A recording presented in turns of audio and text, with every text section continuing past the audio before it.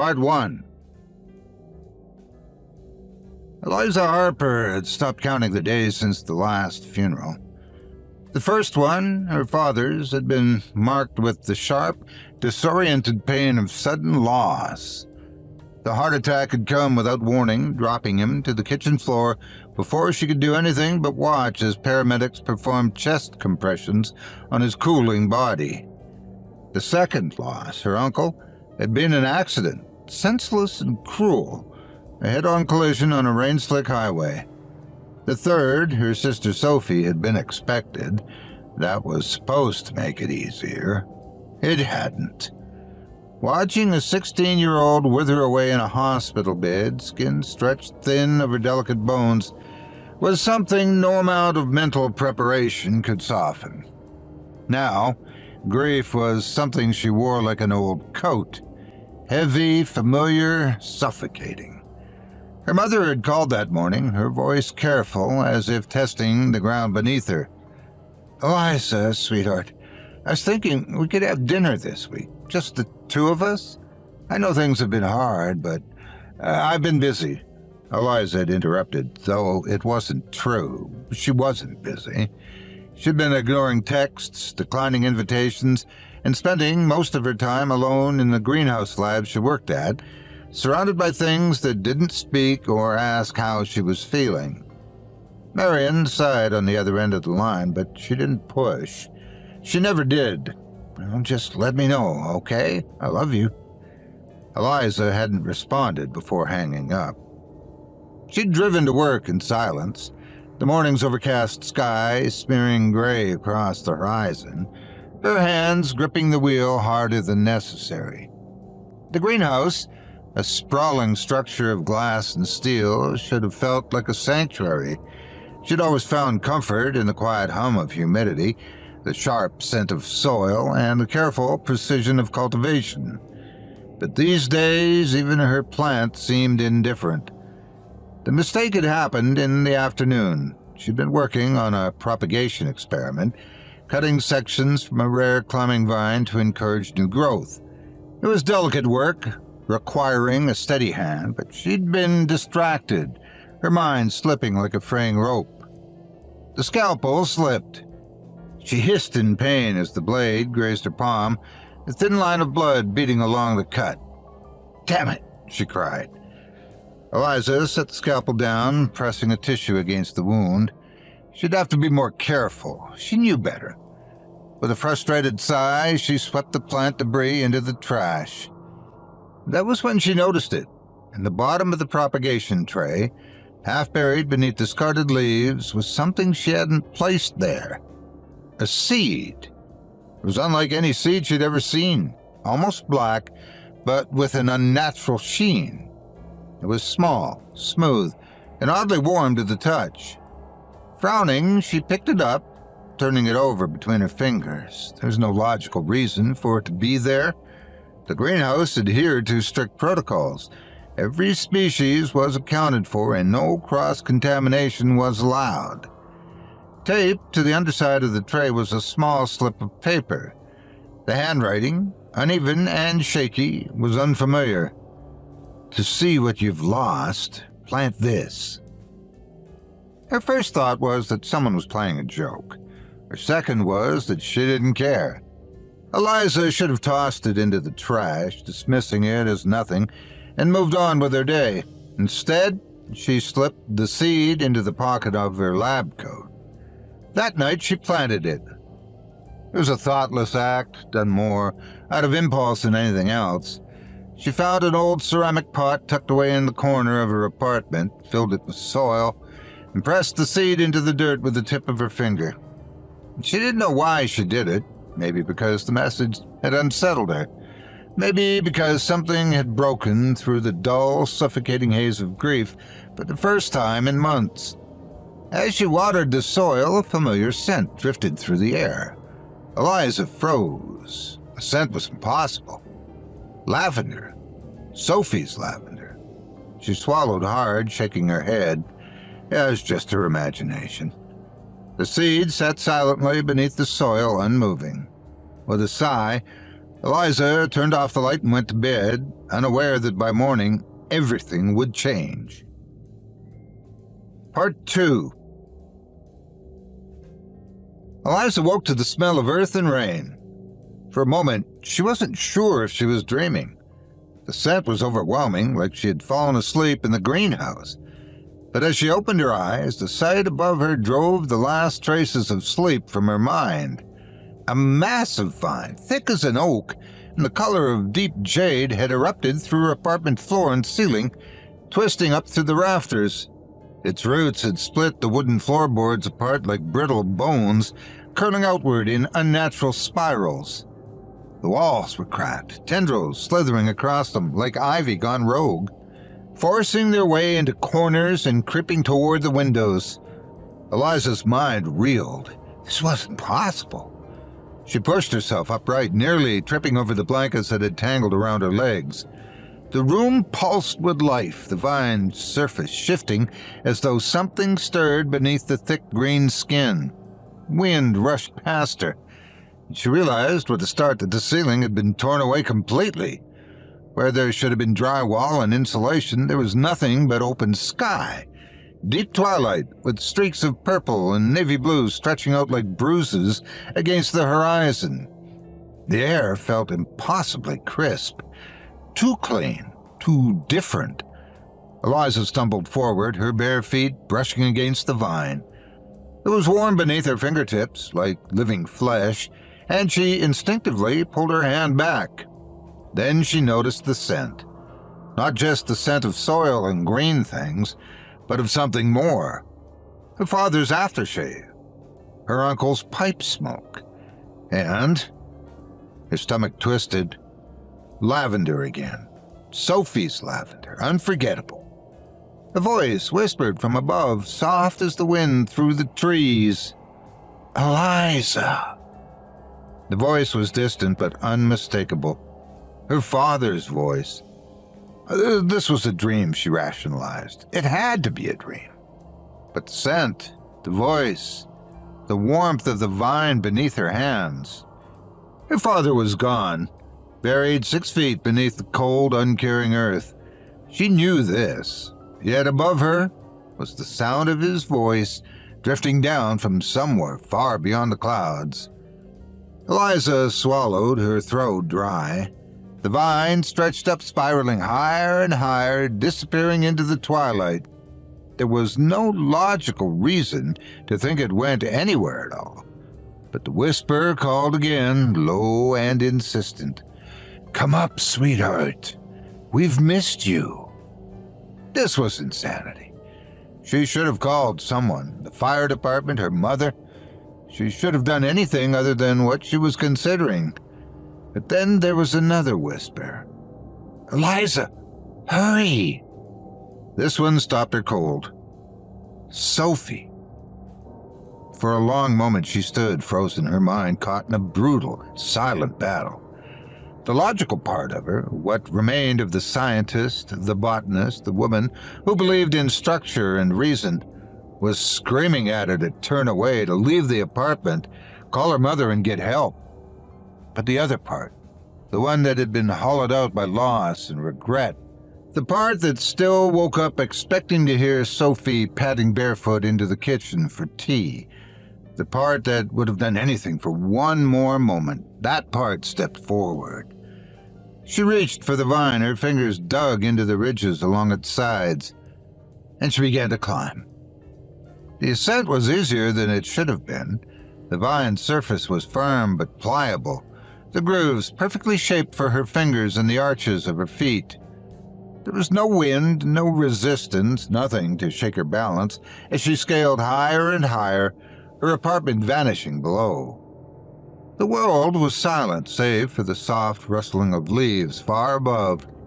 She climbed for what seemed like hours, her arms burning, yet she did not stop. At some point she realized she was no longer climbing into the sky. She was climbing through it. The color around her darkened, shifting from twilight into something more like deep water, a midnight void stretching outward in all directions. She glanced down, but her apartment was gone. There was nothing beneath her but endless dark. Panic threatened to creep in, but before she could let herself understand the horror of what she had done, she saw the first hints of light above. Not sunlight, not city lights, something else. A glow, soft and golden, like the lime of a home long forgotten. It beckoned. She climbed the last few feet, her muscles screaming, and pulled herself up onto solid ground. Eliza took in the sight before her. She stood on the edge of a forest, not a normal forest, not like the one she had hiked with her father in the summers of her childhood, but something older, ancient. Trees were impossibly tall, their trunks thick with moss and gnarled roots, their canopies stretching toward a sky that wasn't quite a sky at all. It looked painted, a dusky, perpetual twilight, neither day nor night, the hues shifting in slow, imperceptible waves. And beyond the trees, nestled within the heart of the forest, was a house. Eliza's stomach lurched. It was her childhood home. Every detail was perfect, from the faded blue paint to the chipped stone pathway leading up to the porch. The windows glowed with warm light, and the scent of roasted coffee and pipe smoke drifted through the air. It wasn't possible.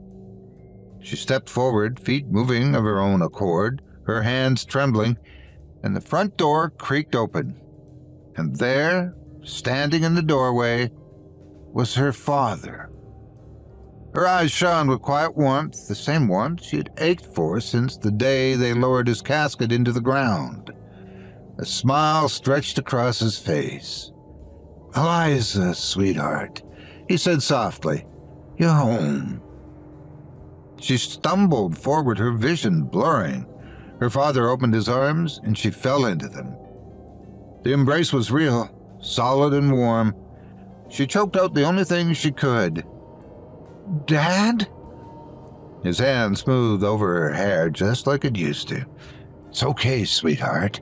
Everything's okay now." Behind him, inside the house, her late uncle grinned at her from the couch, a glass of whiskey in his hand.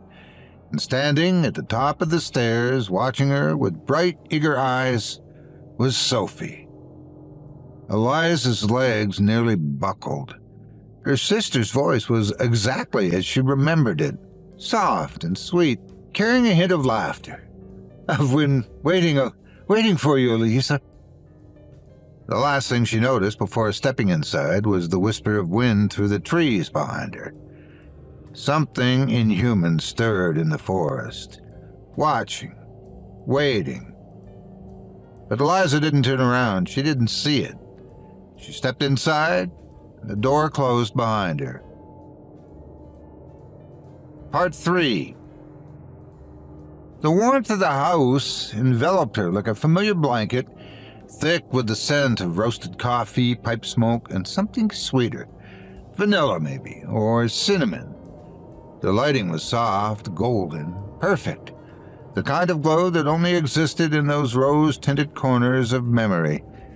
Eliza stood in the entryway, her hands trembling at her sides. Her father was still smiling. His eyes crinkled at the corners, just like they always did when he was proud of her, or amused by some clumsy mistake she'd made as a child. "You look pale, sweetheart," he said gently, reaching out to tuck a loose strand of hair behind her ear. "Come, sit down. You must be exhausted." Her mind screamed that this was impossible, that she had climbed into the sky, into nowhere, that she had abandoned reason the moment she reached for that vine. But another part of her, the part that had spent the last year drowning in loss, in cold, unrelenting silence, desperately wanted to believe. She let her father guide her to the couch. Uncle Peter grinned at her from the other side of the room, a whiskey glass dangling from his fingers. "It's about time you got here, kid. We were starting to think you got lost." She let out a shaky breath. How is this?" "Don't strain yourself with all that," Peter said, waving a dismissive hand. "You're home now. That's all that matters. Home." She hadn't realized how much she had been craving that word. A giggle from the staircase made her stiffen. She turned just in time to see Sophie bounding down the steps, bare feet barely touching the wood, her dark hair swinging over her shoulders. Sophie, 16 years old forever. She threw her arms around Eliza, holding her tight, her familiar lavender scent wrapped around them both. Eliza clutched her sister, pressing her face into her hair. Sophie was here, alive, whole. The machines, the hospital rooms, the unbearable last days. All of it had been a mistake. "I thought I lost you," Eliza whispered. Sophie pulled back just enough to grin up at her. "You did." The words were so casual, so wrong, that Eliza almost pulled away. But then Sophie laughed, light and musical, and any unease slipped away like mist. She was here. That was all that mattered. The first few days, if they were days, passed in a dreamlike haze. She never felt tired, never felt hungry, but she still ate. The meals were perfect, exactly the way she remembered them. Her father's Sunday roast, Peter's butter-drenched garlic bread, Sophie's favorite strawberry tarts. The conversations felt effortless, as if no time had passed at all. Her father asked about her work, nodding along with her rambling explanation of propagation cycles and plant hybridization. Uncle Peter told the same jokes he had when she was younger, laughter spilling from his lips like old songs. Sophie clung to her, always within reach, laughing, teasing, just as she had been before the sickness hollowed her out. And yet, there were cracks, small things, easy to dismiss at first. A photograph on the mantel that she didn't remember taking. A room at the end of the hallway that no one ever entered. A moment just before she fell asleep where Sophie's breath hitched. Not a sigh or a snore, just something mechanical and too precise. And then there were the nights.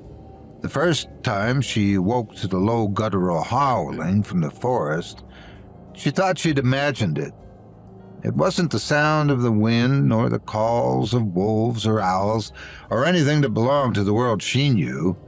This was something else, something hungry. She sat up in bed, her skin cold despite the thick blanket around her.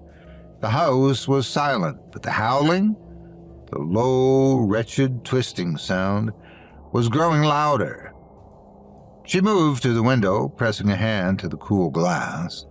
The forest beyond the house seemed thicker and darker than before, as if the trees had crept closer while she wasn't looking. And in the distance, just at the edge of the tree line, something shifted. A shape, a figure.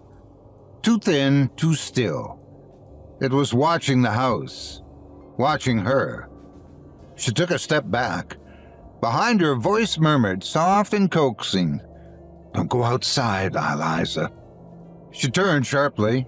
Her father stood in the doorway, his silhouette framed by the golden light of the hall. His face was calm and unreadable. "There's nothing out there for you," he said gently. She opened her mouth to protest, to say something rational about how she was a scientist and wasn't the type to be frightened by the dark. But she was, and she had been, ever since she was a child, and her father, was standing here telling her it was safer inside. So she nodded and let him guide her back to bed. And when she closed her eyes, she ignored the whisper of leaves against the window pane, ignored the feeling that something was pacing at the edge of the trees, monitoring her every move. The second time she woke to the sound, she wasn't alone. Sophie was sitting at the foot of her bed, knees drawn to her chest, staring at the window. Eliza sat up slowly. "Soph?" Her sister didn't move. The howling outside was quieter this time, closer. "Sophie?" she tried again. This time her sister turned to look at her. Her face was wrong. Her expression was blank, her eyes dark and unfocused. A trick of the light, Eliza told herself. just the shadows playing across her features. Sophie blinked, and for one terrible second, her mouth moved without opening. "They were waiting for you, Eliza." The voice that came out was hers, but not hers. Eliza froze. The house groaned around them, the walls stretching and shifting. Then Sophie smiled, her face smoothing back into something warm and normal. "You talk in your sleep," she said, her voice light again. "You were mumbling something about Mom." The word sent a sharp spike through her chest. Mom. Why hadn't she thought of her mother before now? The realization made her stomach twist. How long had it been since she remembered the world below? Sophie slid off the bed, stretching her arms. "Come on," she said. "Dad's making pancakes." Eliza hesitated. For the first time since she arrived, the warmth of the house didn't feel comforting. It felt smothering.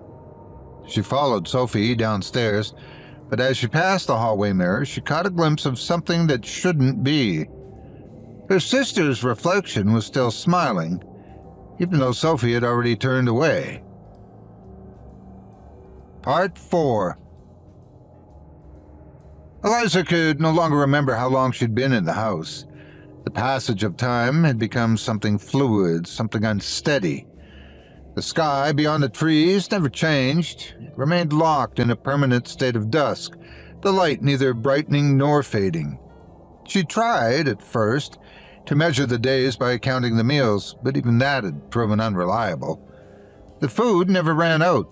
The plates were always full, the coffee always steaming, as if no time had passed at all between one moment and the next. That should have unsettled her. She should have been more concerned. But the house was so warm, her father's laughter so genuine, and Sophie's presence so intoxicatingly familiar that it was easier not to question it. She barely thought about the world below anymore, barely thought about her job, her apartment, the endless cycle of mornings spent alone and nights spent staring at the ceiling. Her mother had been calling her every day before she climbed the vine. Hadn't she? Her mind grasped for the memory, but it was like trying to hold on to mist, slipping, shifting, disappearing before she could solidify it into something real. There was a knock on the door. She looked up, startled. Her father and Uncle Peter had been in the middle of some conversation about fishing, but neither of them reacted to the sound. They went on speaking as if nothing had happened, Peter chuckling into his drink, her father nodding along with a contented hum. Eliza frowned. The knock came again. She rose from the couch, hesitant, her fingers curling into her palms. "Did you hear that?" she asked. Her father smiled at her. "Sit back down, sweetheart. It's just the wind." Eliza's frown deepened. The wind didn't knock. Another knock, louder this time. Sophie appeared in the doorway, her expression neutral. "Eliza," she said softly, "come help me with something in the kitchen." Eliza glanced at the door, then back at her sister. Something wasn't right. Sophie had never spoken like that before, not in life, not in death. There was something rehearsed about it, more like the echo of a memory than something real. "Eliza," Sophie said again. The knock came once more. Eliza turned toward the door, her feet moving before she could fully process the decision. Sophie stepped forward, blocking her path. "Don't," she whispered.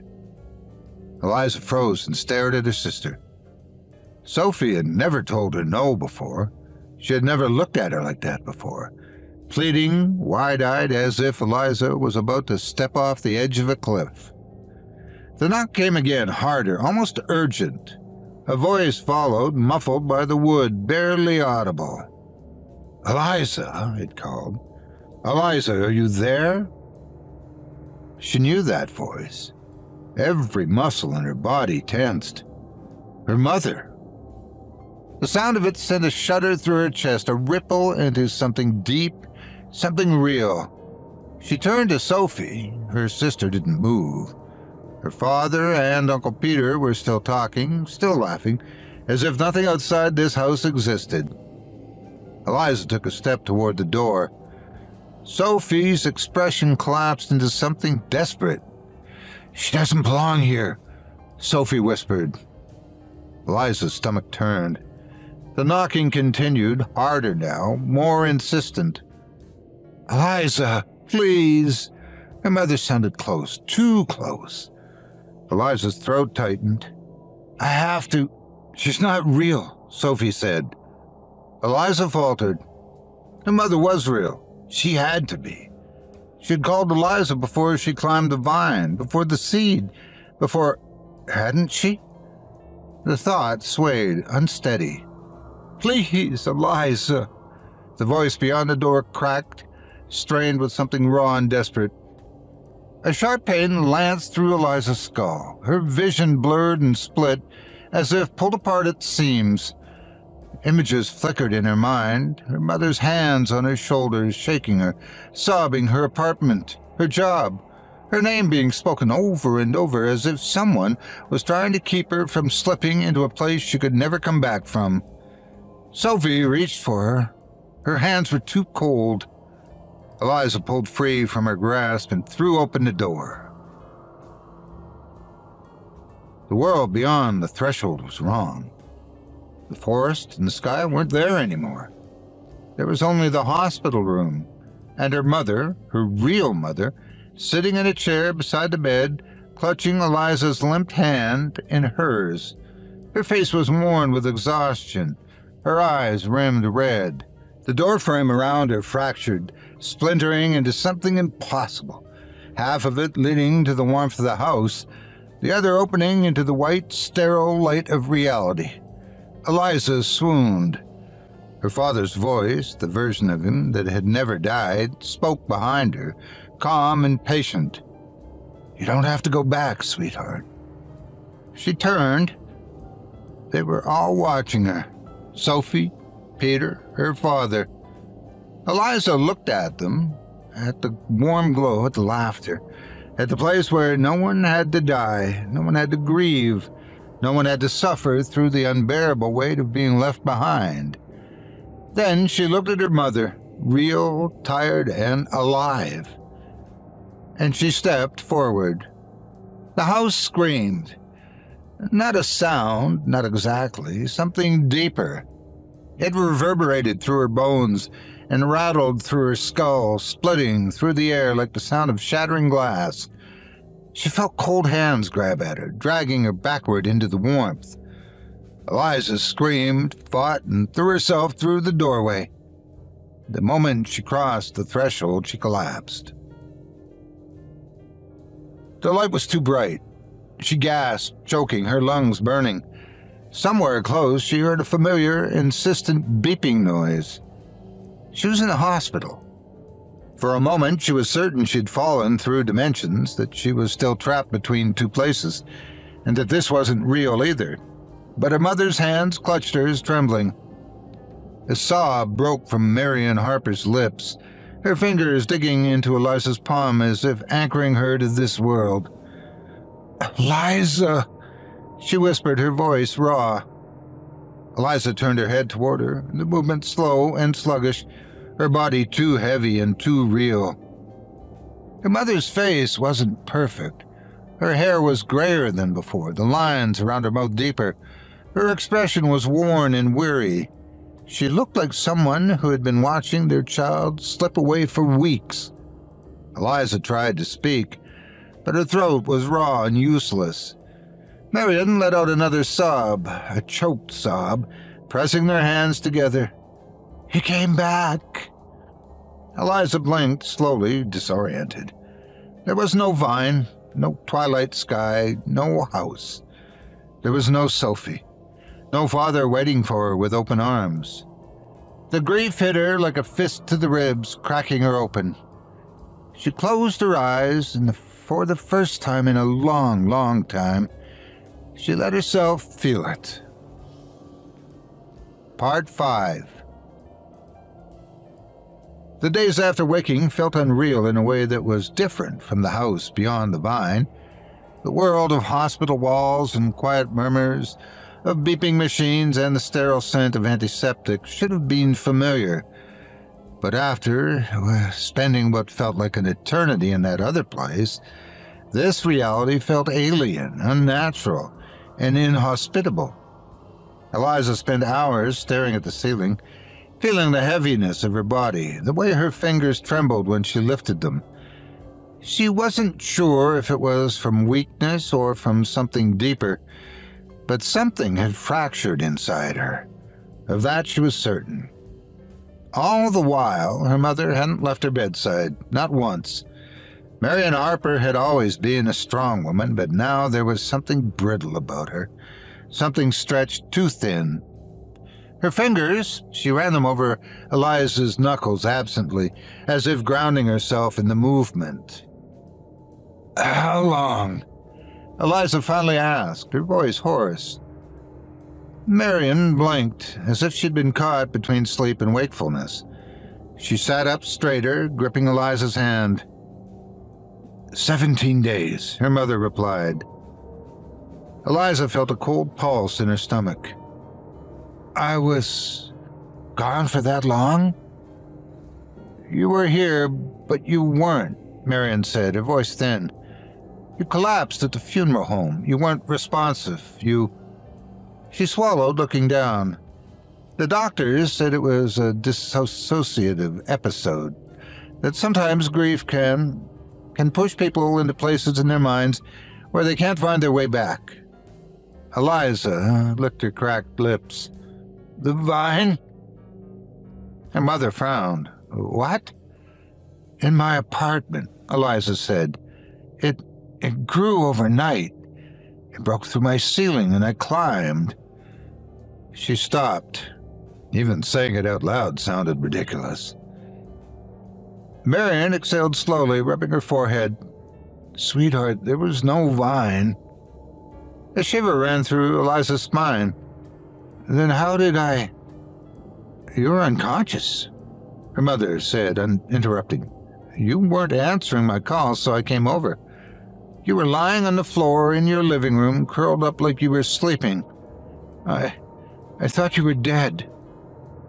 Eliza's lips parted, but no words came.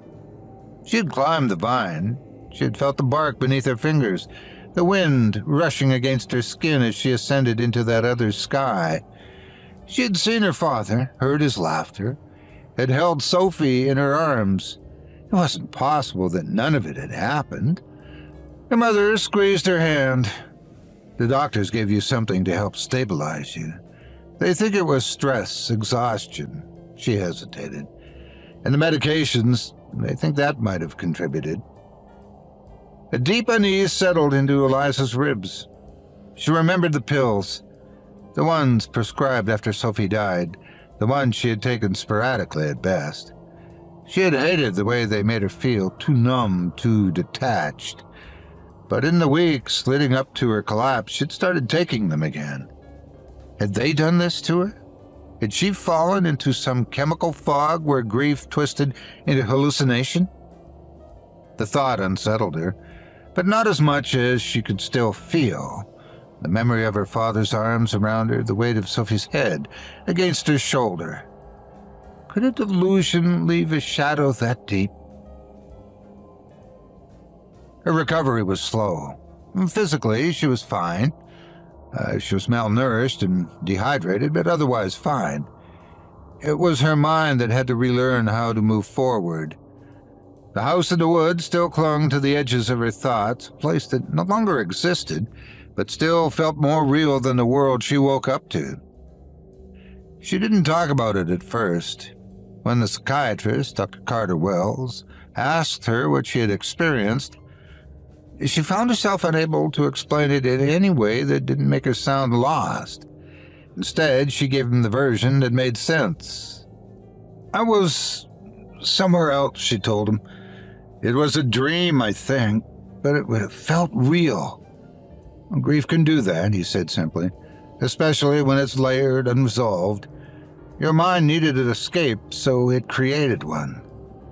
"But why them?" she asked. gripping the blanket draped over her legs. Why my dad, my uncle, my sister? Dr. Wells studied her for a long moment. Because they were safe. They were the people you loved most. The mind, when it's under distress, doesn't always build nightmares. Sometimes it builds comfort, a place where pain doesn't exist. Eliza exhaled, shaking her head. Then why was it so hard to leave? Because that's the thing about grief, he said. It's heavy, but in a way that becomes familiar. Losing it means moving forward, and moving forward means leaving them behind. The words made something in her chest tighten. But they weren't real, she whispered. No, he said gently. They weren't. She wanted to believe him, but some nights, as she lay awake in the hospital bed, she swore she could still smell lavender. A week later, she was discharged. Her mother drove her home, the car ride quiet but not uncomfortable. Marion didn't push her to talk. She didn't ask if Eliza wanted to stay with her for a while, though the offer lingered in the air between them, unspoken. Eliza wasn't sure if she would have said yes. Her apartment was exactly as she had left it. No shattered ceiling, no creeping vines, just dust settling on the furniture, dishes left untouched in the sink, a life abandoned mid-step. She moved through the space carefully, as if something might shift beneath her feet, as if some part of that other world had followed her back, but there was nothing. There was no twilight sky beyond the window, no warm laughter curling in the air. The only thing waiting for her was silence. She let her bag down and inhaled slowly. Her mother hesitated in the doorway. Are you going to be okay? Eliza turned, managing a small, tired smile. I think so. It wasn't a lie, not entirely. Marion studied her a moment longer, then nodded, reaching out to squeeze her hand before stepping back. If you need me, she said, I'm only a call away. Eliza nodded, and then she was alone. She stood in the middle of her apartment for a long time, listening to the quiet. There was no vine, no house, no father, no uncle, no Sophie. She was here, and she was alive. She closed her eyes, grounding herself in the present. For the first time in months, she let herself miss them. Later that night, she sat by the window, watching the city lights flicker in the distance. She reached into her pocket, brushing her fingers against something small, something smooth. Her stomach twisted. Slowly, she pulled it out. It was a seed, black, smooth, and unmistakable. She should have thrown it away or crushed it beneath her heel. Instead, she turned it over in her palm, staring at it in the glow of the streetlights. In the back of her mind, a single thought curled, unbidden. To see what you have lost, plant this. Eliza closed her fingers around the seed. She had to know. Slowly but surely, she made her way to the corner of her apartment where she found an old ceramic pot tucked away. Methodically, she filled it with soil, and as if on autopilot, she retrieved the seed, inspected it for just a moment, and pressed it into the dirt. A familiar scent drifted through the air the moment she finished watering it. Lavender. It was impossible, she told herself. And yet there it was again. Sophie. Precious Sophie. She braced herself for what she knew would come next. The voices, the embraces, the love. Deep down inside, she knew it wasn't real, that they were imposters, and yet she craved their affection. With every fiber of her being, she craved it. When they arrived the next day, she would answer their call. And this time, she knew, before the first stalk sprouted leading to the sky, that she was never coming back. She loved her mother, too, but she needed more. More than her mother could provide, more than anyone could ever know. Silently, she bowed an apology to the one she'd be leaving behind and returned her attention to the pot. It had been just a few minutes, but even now, she swore she saw the first signs of growth, of hope, a better future, an end to the heartache. Yes, Eliza was certain. She knew it instinctively. She'd never been so sure of anything in her life. This time, she was never coming back. This time, for once and forever. She was going home, and no one would ever take that away from her again.